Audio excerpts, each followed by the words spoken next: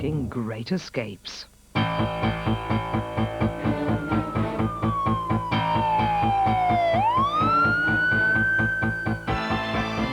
Tonight on Great Escapes, the towering inferno. Hitting the pain barrier.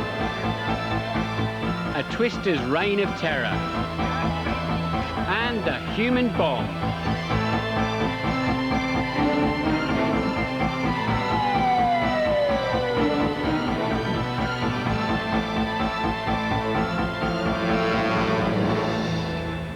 Hello and welcome to Great Escapes. To be a firefighter, you need a good head for heights. It's a high-risk job. The higher you go, the riskier it gets. This is the equivalent of just 4 stories up. Not that scary yet, but imagine fighting fires over 5 times as high. Well, that's what firefighters in Hong Kong had to do when dealing with the city's worst fire this century.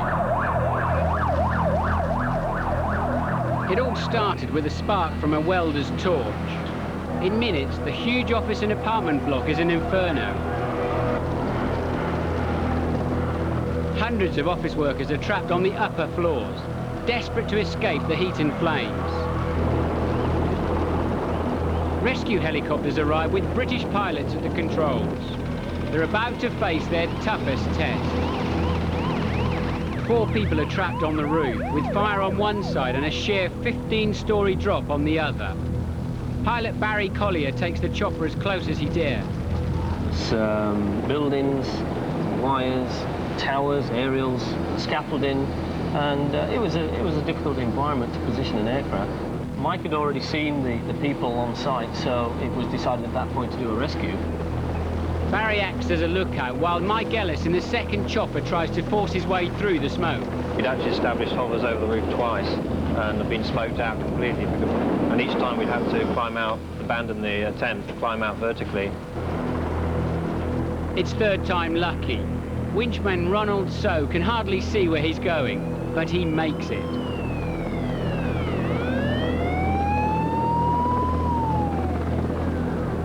With just minutes to spare, the stranded workers are lifted to safety. Others, still trapped, do whatever they can to attract attention. One man can't hold on any longer. He crashes 6 floors. He's rushed to hospital and incredibly he survives. Hundreds of people are saved, though tragically 40 people died in the blaze. It's a toll that would have been much higher, but for the bravery of the chopper crews.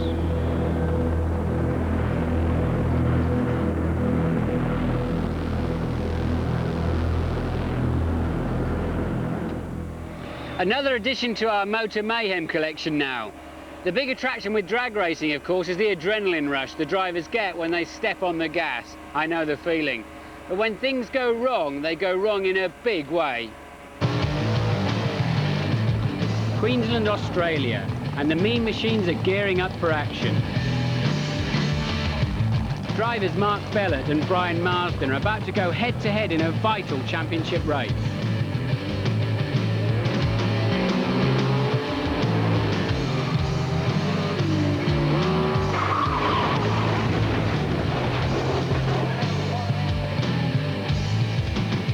Brian loses control and smashes into his rival at 140 miles an hour. Then they both end up on top of the crash barrier. It looks like Mark has serious neck injuries, but he insists he's okay. No, I'm right.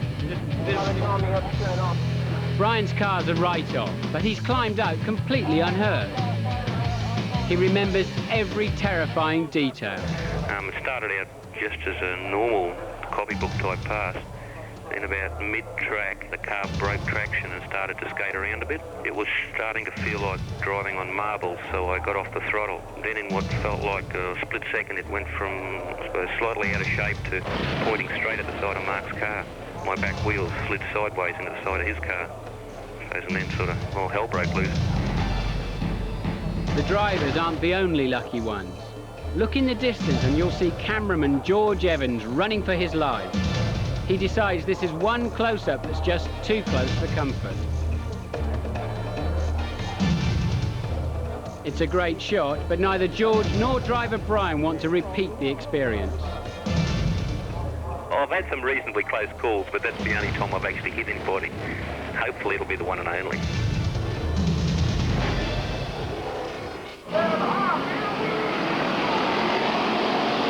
It's race night at the Ventura Speedway in California.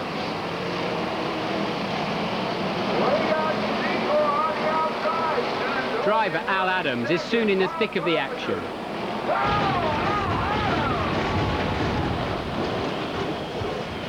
He thinks he's got away with it, but look, fuel is pouring out of the back of the car, and he's trapped inside.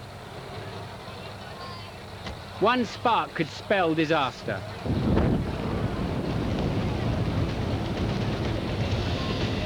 The instant fireball forces safety marshals to retreat.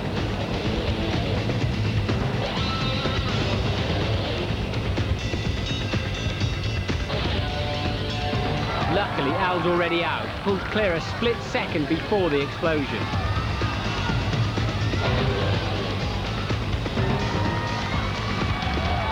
It was unfortunate, you know. I flipped the car over, as you know, and got T-boned in the roof by another driver. And once I landed on my wheels, I thought everything was going to be okay. I didn't feel anything broken, and unfortunately, the fuel cell caught the back, and the car went up in flames. And I saw a big orange fireball coming at me, and I knew I had to get out of that car.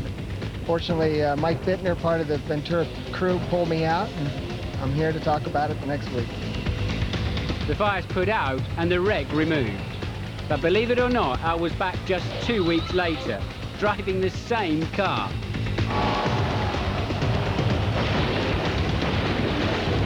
He reckons taking risks is what makes life worth living, and he should know he's a stockbroker.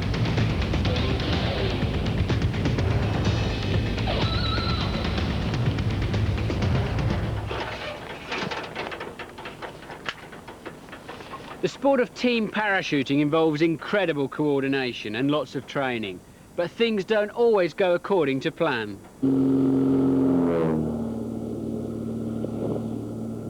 It's a big day for the Precision Collision parachuting team. They're about to jump in the Australian National Championships.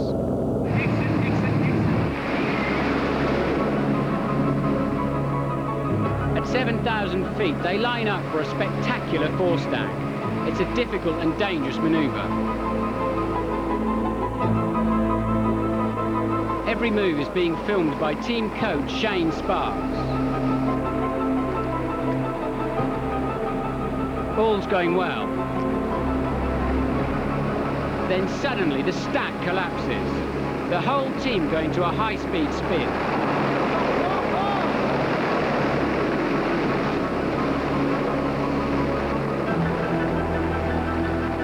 Three of them cut their chutes away and pull their reserves. But one of the discarded chutes gets wrapped around the neck of the fourth team member, Tim Joyce, choking him. He can hardly breathe, and the ground's coming up fast.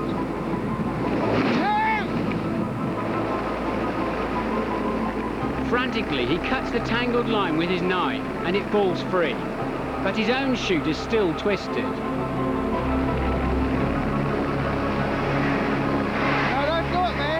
Disaster, and he's only 400 feet from the ground. He pulls his reserve chute.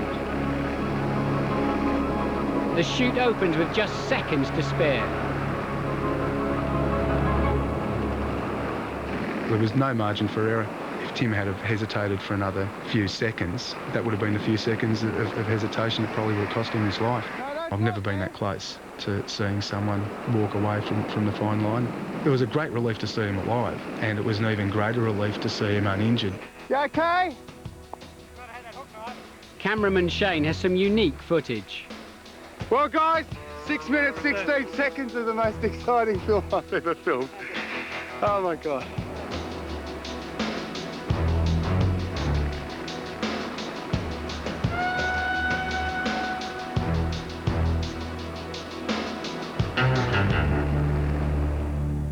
Well, it didn't put them off too much because the team went on to win the Australian Championships. Next up, a painter who put too much faith in dodgy scaffolding and was left hanging around for his troubles. Take a look at this. Painter Walter Coody was asked to give this giant water tower a new lease of life, but instead he's come close to losing his own. The scaffold collapse has left him dangling 100 feet in the air on the end of a safety rope. He was on his way up the bubble when he screamed, and I was looking out and I saw him fall. And when he fell part way, then he slammed up against the bubble of the tower, then he fell back down another 10 feet. The fire brigade arrive, but discover their tallest ladder is nowhere near tall enough. Instead, after years of training, they have to use their high-rise rescue skills for the first time. Fireman Paul Coty abseils down towards Walter.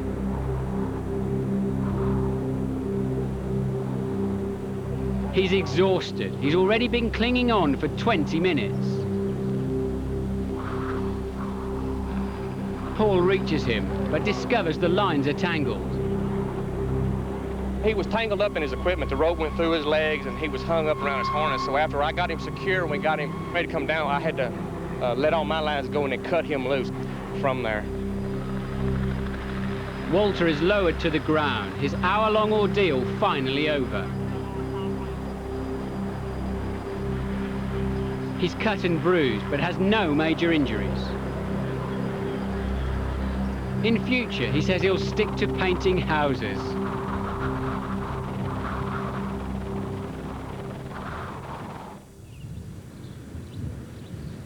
It's the rutting season, and these two red-blooded bucks have been squabbling over a female. It's been such a fierce fight, their horns are now firmly locked together. If they don't get help soon, they could die. Passers-by don't know what to do. Approaching them could be dangerous. Yeah, it will hurt though. Yeah. If he fights though, it could hurt him in the next fight. Game Warden Roger Tressimer is called in, and he's amazed by what he finds. They've been resting for quite a while now, so they're probably ready to go again. No, I've been here 10 years and I've never seen this. It's pretty common. I've heard about it happen in Wisconsin a lot. A lot of people find two antlers, you know, two deer skulls locked together. Roger approaches with caution. He tries to pull them apart, but it's easier said than done.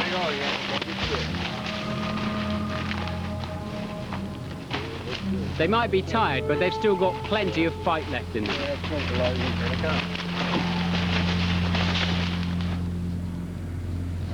Roger decides the only way to separate the deer is to tranquilize them.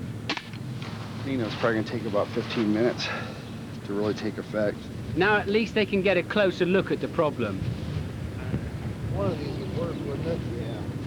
Sadly, they're forced to saw off part of an antler. How long is it going to last? It doesn't hurt, it's like cutting your fingernail, and it's the only way to free them. You got a hammer in there? The dozy animals are finally pulled apart and allowed to recover from the sedative. They're probably going to be sleeping for about an hour or two here. They seem to be okay. They could have been in this condition all night, so I think they're just pretty exhausted. That's why they're going to stay here for about an hour or two. They're covered with blankets to keep them warm. There, just like home. In the end, they stagger to their feet and head for the hills.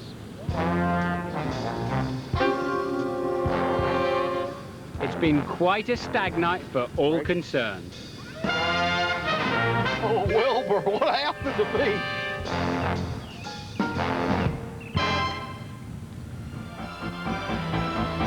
Still to come on Great Escapes, the TV stunt that ended in disaster.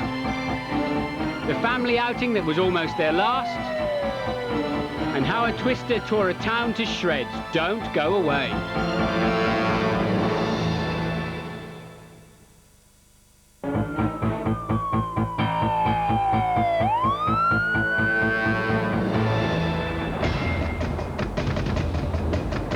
Welcome back. It's like a scene from a disaster movie. A tornado is cutting its way through the Texas town of Pampa, destroying everything in its path.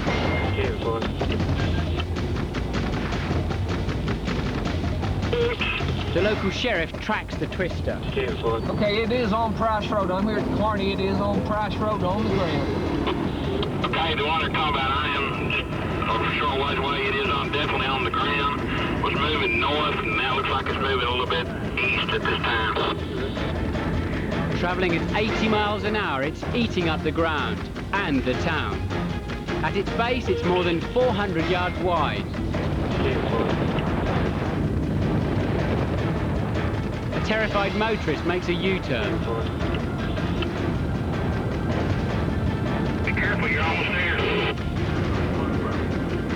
The police finally catch up with the tornado. It's hard at work smashing up a factory. Okay, it's kind of stationary right now at this time. It is moving to the northeast, mainly east. Not very fast. It's stationary right now. The dark shapes being scattered like confetti are all that's left of cars parked in the factory car park.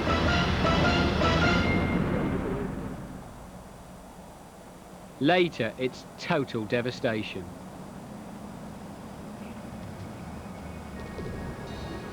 Residents start clearing up the mess. We could have gasoline leaking in there and everything right now. Over 50 businesses are wrecked by the tornado.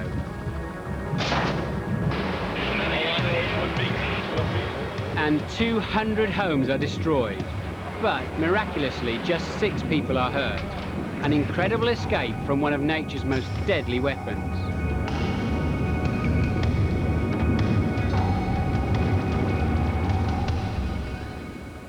316, thanks for your help. Return base, please. Yeah, roger, all received. Shall I bring the unit with me? Negative. This is an ambulance control room where the 999 calls come in. Like all the emergency services, ambulance crews and paramedics are trained to expect the unexpected. As in this next case, when a family picnic on the river turned into a desperate struggle for survival. Frantic mum Tina Chesmore calls for help. She and her 12-year-old daughter Sarah are in big trouble. Strong currents have pulled their pontoon boat over the dam. The boat's starting to sink and Tina can't swim. Horrified onlookers watch as other boat users try to help, but fail.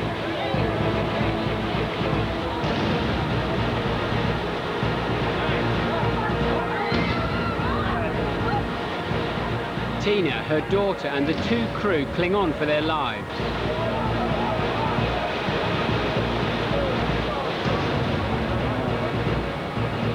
Another small boat attempts a rescue.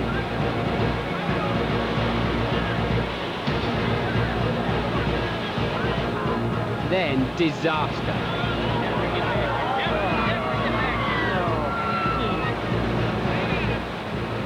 As panic sets in, mum and daughter surface from the swell. They're thrown a line, and eventually they all struggle on board, vowing to stick to dry land for their family picnics in future.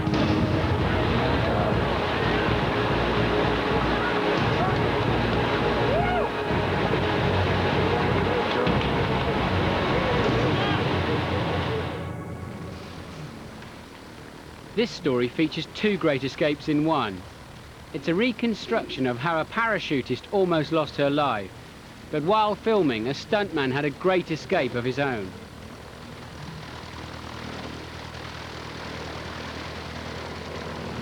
In the reconstruction for French TV, parachutists prepare for a jump over Normandy.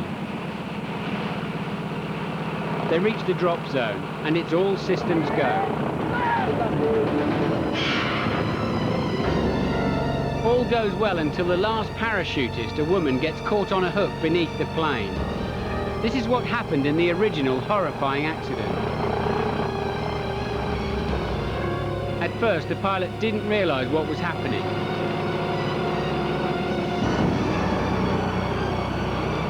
He tried to drag her back inside, but she was well and truly hooked.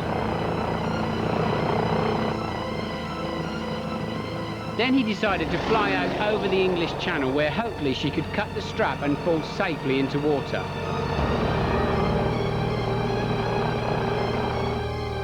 On the ground, they charted their progress.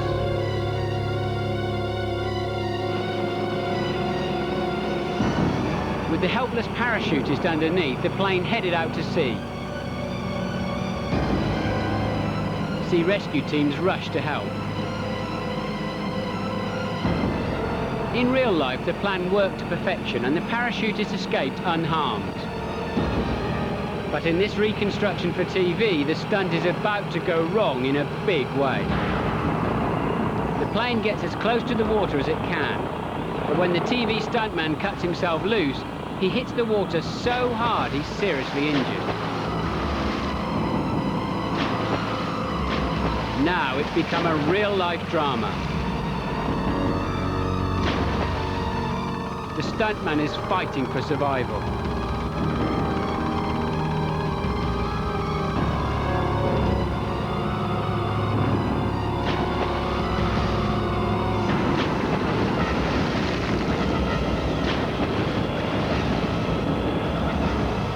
He smashes into the water much harder than planned because the plane was going too fast. He went on to spend a month in hospital recovering from his injuries. On seeing the replay, he said hitting the water at that speed was like smashing into concrete, and he was lucky to be alive.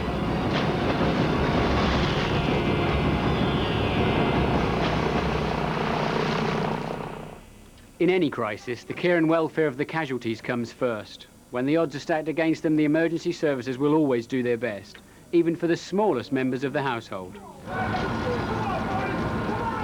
Fire rages through an apartment block in West Virginia. It's devastated 10 homes. All that remains are burnt-out timbers. The race is now on to make sure everyone is out. This boy is one of 4 people rescued. Fire crews are sure everyone is safe. Then, a surprise discovery. A tiny puppy is brought out from the wreckage.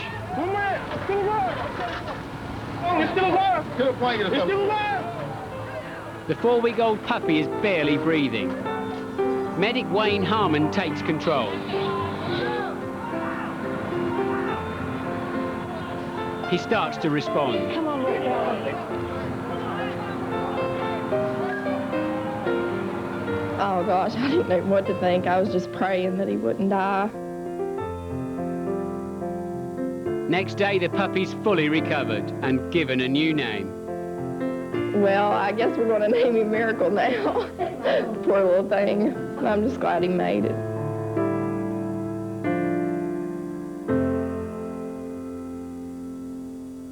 And that's it for this current series. As ever, it's provided us with some truly unforgettable images and a cast of genuine heroes and villains. Thanks for watching. Bye-bye for now. There is, in fact, another Great Escape in this series, and you can join Martin Brundle next Monday at 8:30.